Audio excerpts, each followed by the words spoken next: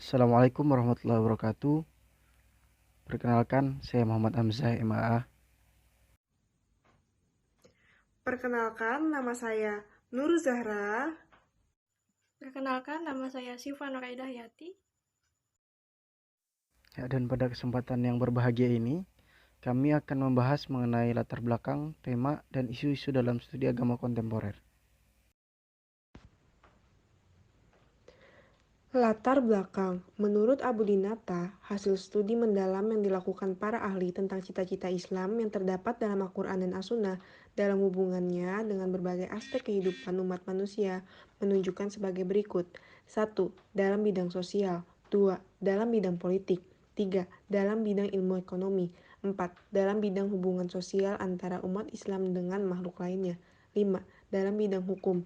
6. Dalam bidang pendidikan dan ilmu pengetahuan. Tema dan isu-isu studi Islam kontemporer. Islam liberal, Islam terorisme, pluralisme, Islam dan kesetaraan gender. Islam liberal mempunyai makna kebebasan tanpa batas atau bahkan disertakan dengan sikap permisif, ibahiyah, yaitu sikap menolerir setiap hal tanpa mengenal batas yang pasti. Dengan cara pandang seperti itu, Islam liberal dipandang sebagai ancaman terhadap keberagaman yang sudah terlembaga. Selanjutnya yaitu Islam dan terorisme. Dapat artikan terorisme sebagai suatu tindakan menakut-nakuti yang menyebabkan orang menjadi panik, takut, gelisah, tidak aman, dan menimbulkan gangguan dalam berbagai bidang kehidupan serta interaksinya. Menurut Yusuf Kordowi, ada beberapa indikator religius ekstremis atau ciri-ciri ekstremisme agama. Yang pertama adalah fanatisme dan intoleransi. Yang kedua yaitu berlebih-lebihan atau melampaui batas. Yang ketiga membebani orang lain tanpa mempertimbangkan situasi dan kondisi. Dan yang terakhir yaitu keras dalam memperlakukan diri sendiri dan orang lain sehingga asas praduga tak bersalah tak pernah dihiraukan. Selanjutnya, pluralisme.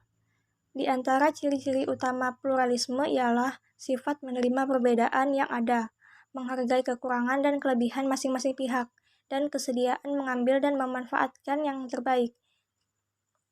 Ini bermakna bahwa sejak awal, pluralisme merupakan suatu sifat yang telah ada dalam ajaran Islam, dan tentunya orang Islam yang mengamalkan ajaran ini seharusnya memiliki sifat pluralisme. Lebih jauh lagi, Islam menganjurkan agar sifat pluralisme ini dikembangkan sebagai salah satu syarat mewujudkan kehidupan masyarakat yang harmonis dan sejahtera. Seperti sabda Nabi Muhammad SAW, sayangilah orang-orang yang ada di muka bumi ini, niscaya Allah Subhanahu wa Ta'ala yang di langit akan mengasihimu.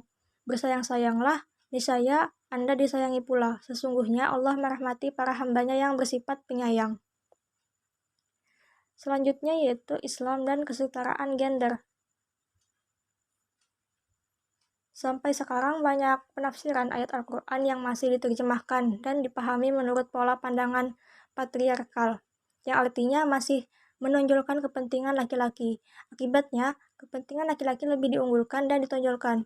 Ini semua diakibatkan karena adanya penafsiran agama yang sudah berumur ribuan tahun ditambah dengan adanya budaya yang patriarki, adat istiadat, dan mitos-mitos tentang laki-laki dan perempuan, yang berakibat laki-laki mempunyai perasaan dan kecenderungan misogenesis. Padahal sebenarnya Islam adalah